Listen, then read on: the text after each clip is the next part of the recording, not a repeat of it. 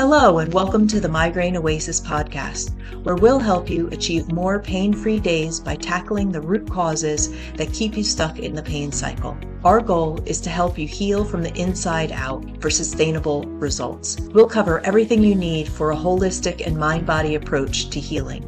From understanding how pain works to uncovering areas of tension within the mind, body, and spirit that can trigger your pain, and sharing practical tips to break free and find relief. I'm your host, Karen Ash, a former chronic migraine sufferer, certified coach, patient advocate, and migraine mentor here to support your healing journey. If you're ready to change your relationship with migraine and get back to living, let's dive in. Welcome to Series 1. What we're going to be talking about today is the mind-body connection. Have you ever wondered how you can get a stomach ache after a lot of worrying? Your digestive tract in your body has actually been affected by your mental worry and thoughts. It's strange, right? Or have you ever had a situation where you have had sad thoughts and the tear ducts in your eyes actually open and a substance comes out of your eyes, tears? What happens if you get really angry and you just feel flushed and maybe your chest gets tight? All these things are the mind-body connection at work. We're going to be talking in two parts today. The first part, I want to just explain what this mind-body connection is, the definition, how it's showing up in your life each day, why it matters to your overall well-being, how our mind and body somehow got separated in modern times, and ultimately how to recognize the sensations that are coming up and what to do with that data, because it's really important data that you can work with in order to reverse sensations that are not so pleasant, like chronic pain and other symptoms. In part 2, we'll get more into how it ties back to chronic pain, migraine, all the other symptoms that you may have.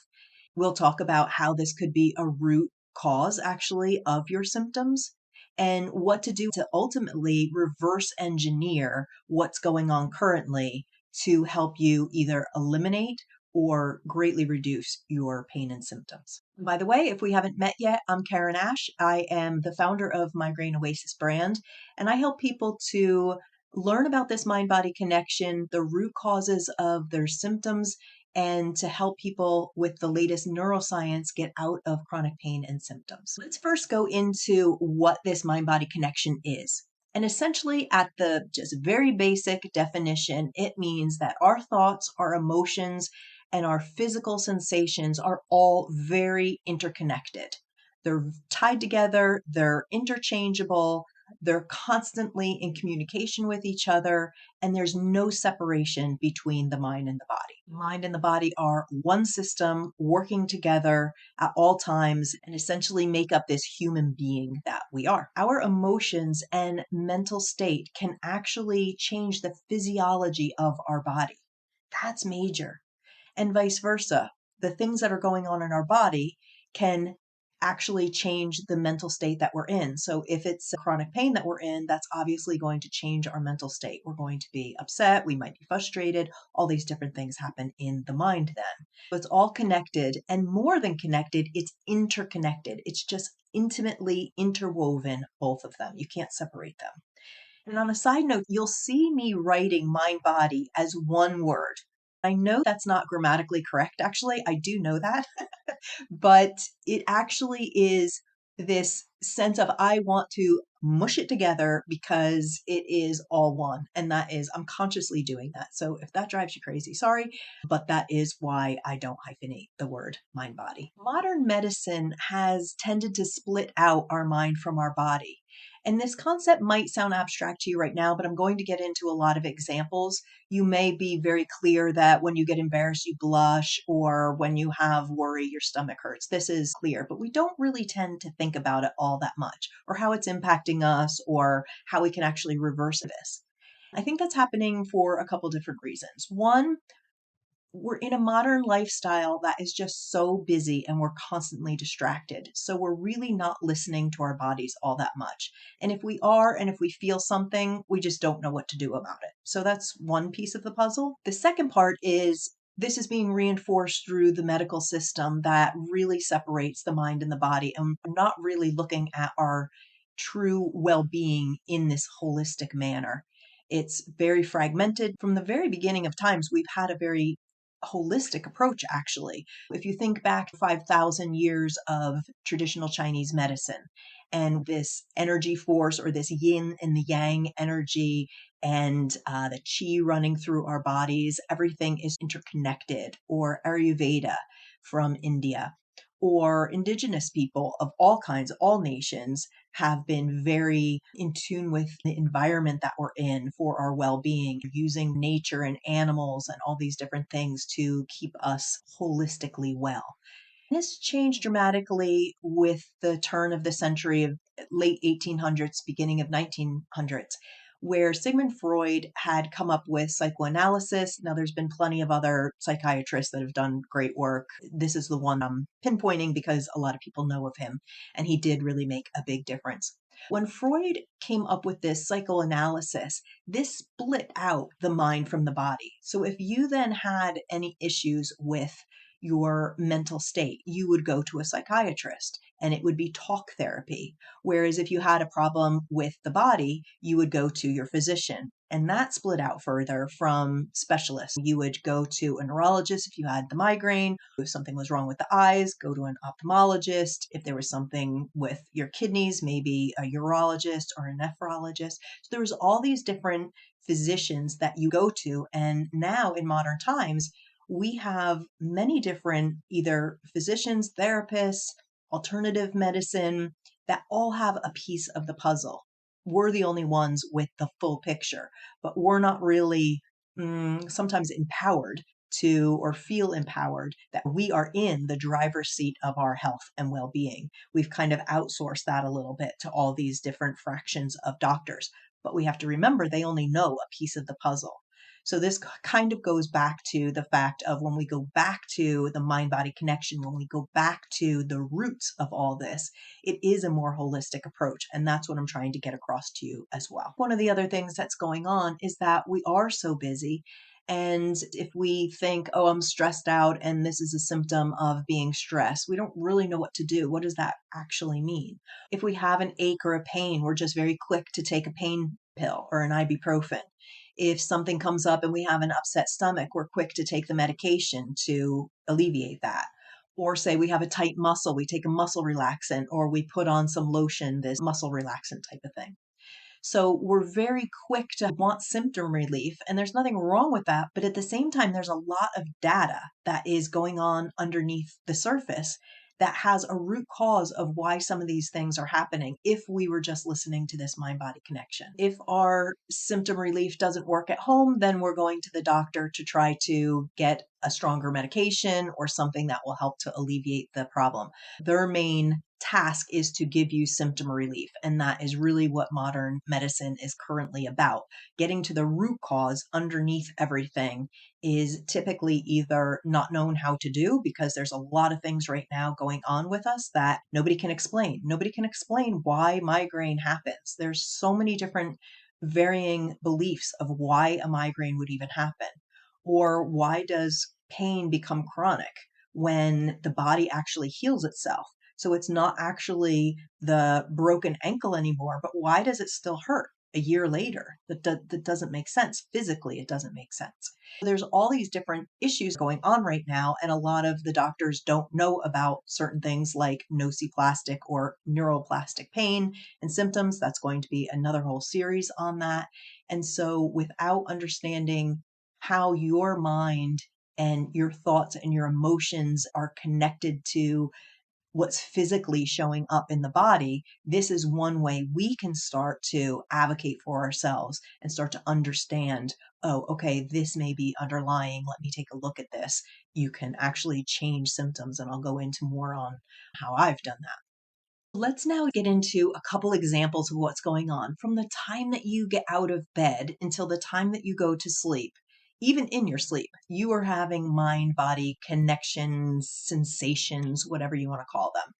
So the alarm goes off and maybe your jaw clenches because you know that alarm signifies that you have to get up and go to a job that you don't really like. You're like, oh, or you're just not ready to get up. and it just clenches your jaw or maybe tenses your shoulder a little bit. It's subtle. It can be very, very subtle, these things. Maybe there's a little ache in your back as you get out of bed for the same reason. Okay, maybe you didn't sleep well, but maybe it's because you know what you're having to get up and go do, and you don't really want to go do that. So maybe it's the mind-body connection of the thought that comes into your head, and instantaneously there is a physical sensation. More simplified versions are you get embarrassed during the day and your cheeks flush. Or you're getting ready to go into a meeting and you're nervous about it and your shoulders get tight. You get bad news and you feel a clench in your stomach. You're contemplating some information and you frown. You're thinking, but the frown comes, a physical. Maybe you get a warm feeling in your chest when someone gives you a compliment or somebody hugs you, or you come home and your child shows you something that they've done at school that day. It's the butterflies in your stomach when you get nervous. And if that nervousness prolongs and you have a lot of worrying thoughts, then the stomach aches, then maybe the diarrhea start to progress. And it's the headaches that maybe come about when you're really stressed out and you have a lot on your plate, or there's something that you don't want to do, a family event or a work trip that you really don't want to go to. And it's just creating symptoms within the body that come out and eventually can become chronic. And we'll go into that in the second part of the series. There are 100 things going on all day long, every day. These just subtle little things that are happening each time either something's said, you think something, an emotion comes out. There's all these physical sensations that are going on within the body, and vice versa. You get a little pain in your knee, and right away the thought goes to, oh no, what did I do? What happened? Maybe you're in the gym and you feel a little shoulder pain when you lift a weight. Right away, the brain is thinking, uh-oh, did I damage something? So it works in both ways. We even have common phrases in our vocabulary for this. If you say something like, oh, I'm so heartbroken over that. Think about that. Your thoughts on something feel physically like you're heartbroken over something. If you lose a loved one, your chest and your heart feel broken. Another one is, oh, he makes me so sick. He makes me sick to my stomach. You've heard that one before. Or he's a pain in my butt, ass, neck. There's a lot of different ways you could say that one. You're giving me a headache. What does that mean? Somebody is doing something that's upsetting you and causing you a headache. Or it might not actually be a physical headache, but there's vocabulary in our day-to-day speech that is reflective of this mind-body connection. You could say, I'm so tired of this. Something is physically just exhausting you because of what you're going through, what you're mentally going through, what you're physically going through, but it's exhausting the body and the mind. She got cold feet. You've heard of this one probably. Or, oh, I'm so nervous, I have butterflies. Or I'm excited, I have butterflies. Some other ones are, oh, I got a shiver down my spine on that. Something was creepy or something. Or, oh, I got goosebumps. I have a gut feeling about that. Or I have a good vibe about that. There's so many ways that we express this, even in our day-to-day talking. I don't think you probably need scientific proof over this because I think it just makes sense. People generally understand the concept and it makes sense. But there are two studies that I want to talk about briefly, and I'll have them linked in the show notes. One is that actual thoughts can produce pain. If you think you're going to be in pain, they've done studies where physical pain results only through thought. It's unbelievable. The other one is a heat map of emotions that they've done a study on. And it was pretty universal across cultures that where the emotion was showing up in the body. So they could actually map out where anger showed up in the body or where happiness and joy. And again, that's a thought, an emotion that is coming up within the body. As I said at the beginning, this data has a lot of value for us. We can actually use this data, these sensations, if we are looking for them. Step one would be this awareness. Now you're maybe a little bit more aware than you were before. I think what The key of this is that you have to slow yourself down a bit. So this little tweak in my hip or the tight chest or whatever's going on, you don't really notice it if, like I was talking about before, we're so busy in this life that you're just running by and it's just like, oh yeah, okay, whatever, doesn't matter. But I'm telling you, it does matter because there's data behind this that if you can understand, and this is step 2, if you can understand, okay, I just got this tinge in my knee. Okay, there's nothing wrong with my knee. I didn't physically do anything to my knee. What could that be?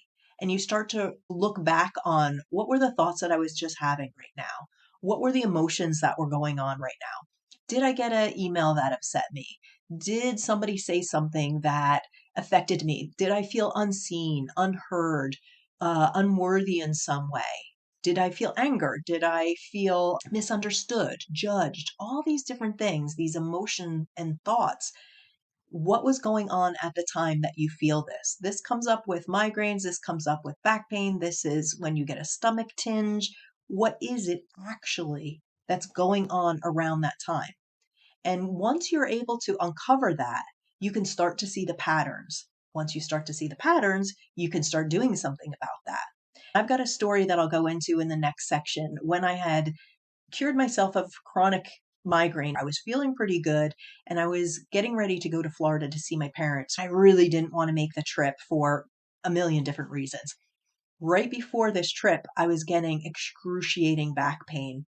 And the second trip it happened. By the third trip, it didn't happen anymore because I was onto the pattern. I understood why it was coming. I understood what my emotions were and what was going on to cause it and was able to actually reverse engineer it. And that's what I'm here to try to tell you about. In the next section, what we're going to talk about is once you do have sensations that maybe are not pleasant, how to reduce them and even potentially eliminate them through this mind-body connection and working with this data that you are mining like gold because it's telling you, it's your body talking to you. It's the messages that your body is giving you that something's not right with the way you feel. Something is off with you authentically. We start building this knowledge, this data library of the body's communication with us when we are triggered by something or something is going against our values. We're feeling unhappy about something or dismissed about something. So it's all this information that's coming up that we can then work with to learn about ourselves. First of all, the triggers are great to understand what's going on with us, and then working backwards to alleviate the problem at the source so that it doesn't happen anymore. So that you can change the thoughts, change the feelings, change the emotions, or neutralize them in some way so that this is not a physical sensation that comes. Hope that makes a little bit more sense. So I'll see you in part 2 if you are interested in finding out more about how this goes into more on symptoms and chronic pain. If you're ready to stop now, I'm so glad that you've joined. If you want more information on the mind-body connection in general, I've got a lot over at Migraine Oasis on Instagram, and it's all categorized in Series 1. So look for this teal color on Series 1 and you'll find information there. Please like, follow, do all the things to help the algorithm for me to get this information out to more people if you found this helpful. And comment, engage in discussion wherever you can with me. I've also got a Facebook group. If you do have migraine or chronic pain and symptoms, you can go over there. It's called Migraine Oasis Private Group, and we can chat in that aspect as well. So thanks so much, and let's get into part 2. Thanks for tuning in to the Migraine Oasis. I hope today's episode has inspired you to explore new approaches and provide some actionable steps you can use. Check out the show notes for any of the links of resources mentioned. If you found this valuable, please follow and subscribe, leave a review, and share it with others. This greatly helps our algorithm to ensure that this information gets out to more people who can benefit. If you're not already a part of the Migraine Oasis online community, check us out and stay tuned for more support, relief, and healing throughout the week. Until next time, stay hopeful and believe that more pain-free days are in your future. We're honored to support your healing journey. Take care of yourself and be well.